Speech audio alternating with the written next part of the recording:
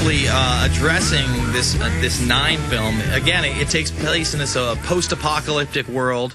We had a similar thing with WALL-E, and some of the other kids' 3D cartoon movies seem to have this same motif of life after man. But I have not seen this latest one. I guess I now have to watch it to give my full commentary on it. But I wanted to move forward to this article that I was talking about last segment. Commodity Online and others are reporting that the United Nations is also lured by the glitter of gold. They see the death of the dollar, and they see the television commercials out there, cash for gold, and they actually see people moving towards gold and silver as an investment.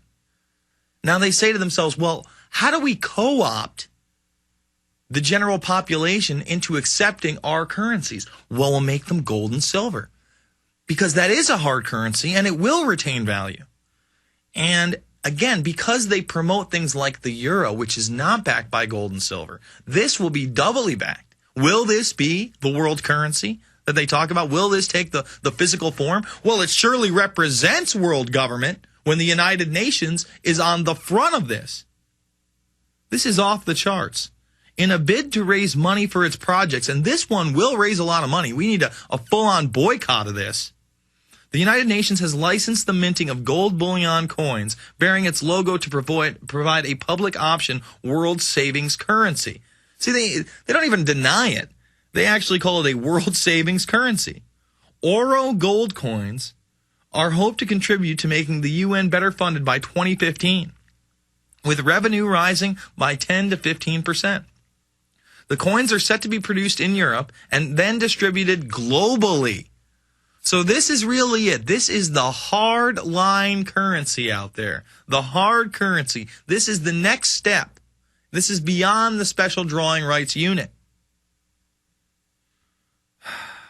Well, here it is, folks.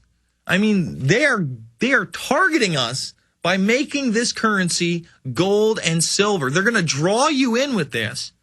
But do you really believe that the eventual global currency out there will be silver and gold? Of course not. It empowers the individual. They're going to lure you in. They're going to bait you with this. They're going to give it a higher value than, the same 1 ounce gold piece for the UN will be worth more because they'll espouse it actual value. Do you see how the game works? Go New World Order. All right, let's continue with the callers. Let's go to Scott in California. Scott, you're on the line. Yes, sir. We don't have Scott? Your amazing work that you've done. Oh, thank you. Thank you, man. Yeah, because loose change just really blew the cap off of what happened with 9/11. But I have a comment and a question. Mm-hmm. I'm one of thousands of Americans who have, I've done it for 11 years, successfully not paid federal income taxes. Sure. And I just want people to know there are ways to do that and do it successfully. And I have a life. I have a job and savings and assets and everything. Mm-hmm. Not in jail.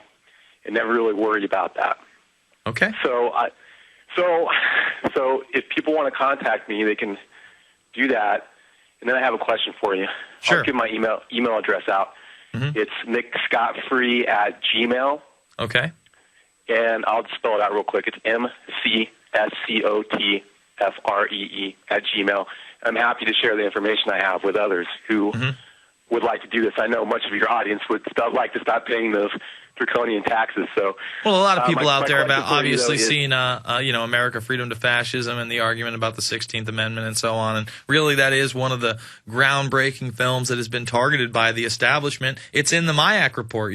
That's contraband. You're not allowed to hand out America Freedom to Fascism. That's why we need people to get that DVD over at INFOWARRIOR.com, make copies, and really get it out there to your friends and family so they too can understand this information. What's the question, Scott?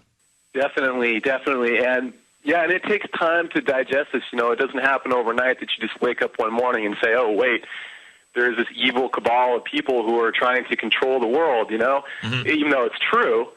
So my question for you is, when do they plan on collapsing the dollar? Is it going to happen quick, or is it going to they're going to slowly bleed the dollar out, and you are going to see a currency probably in the next 2 to 3 years that is really a shell of its former self, although it's a shell of its former self a decade ago.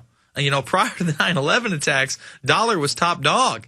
And 10 years, almost 10 years later now, it's a laughable currency, and people are getting out as quickly as possible. And now the UN has figured out a scheme to mobilize people towards a world currency, and that's giving them gold and silver. I thank you for the call, Scott. Let's go to Mark in Arizona. Mark, you're on the line. Hey, Jason. Yeah, I had an important thing I was going to mention, but this last caller brings up something we hear about a lot.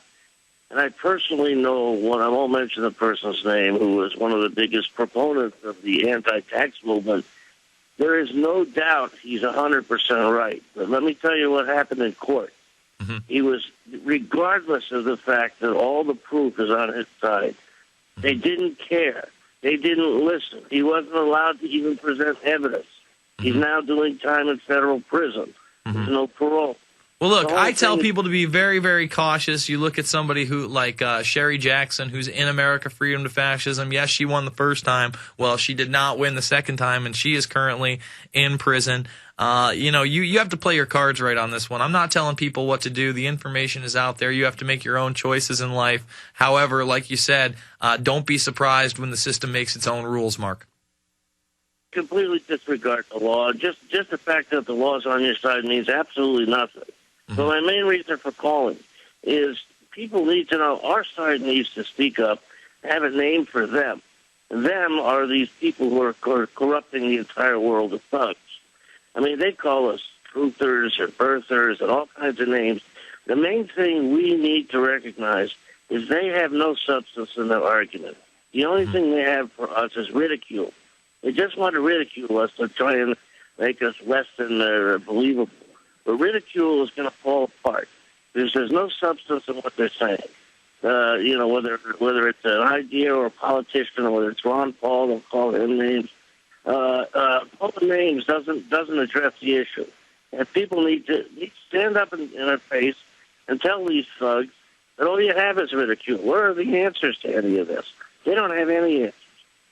And, well, no, they have the same talking points and the same rhetoric and the same party line, Johnny nonsense that they continue to promote on a nightly basis. Again, like Alex talked about earlier in his show, the main cover for Obama is that he's not doing enough in the war on terror, yet he's just continued the Bush administration's same exact policy, sending more troops into Afghanistan, having a redistribution of forces, opening a front in Pakistan, and now trumpeting the evils of Al-Qaeda in a march towards parts of Africa. I thank you for the call, Mark. We're going to move on. 888-201-2244 is the line to call. You can call us locally, 512-646-1776. Let's go to John in Louisiana. John, you're on the line. How you doing, Jason? Good. I have a comment and a question. Do you are you aware of Codex Alimentarius? Did you know? I heard that it went into implementation, but I'm not sure. Everybody's saying that it went into implementation January 1st, 2010.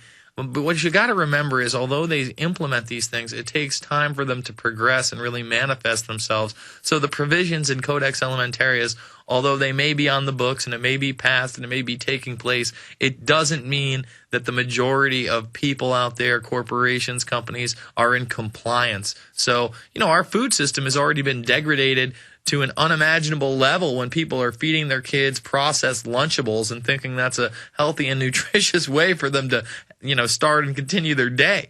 So people need to be aware of Codex and, take arms against it, especially during the implementation of Codex. But I don't think it's manifested itself in the kind of nightmare scenario that a lot of people have promoted out there.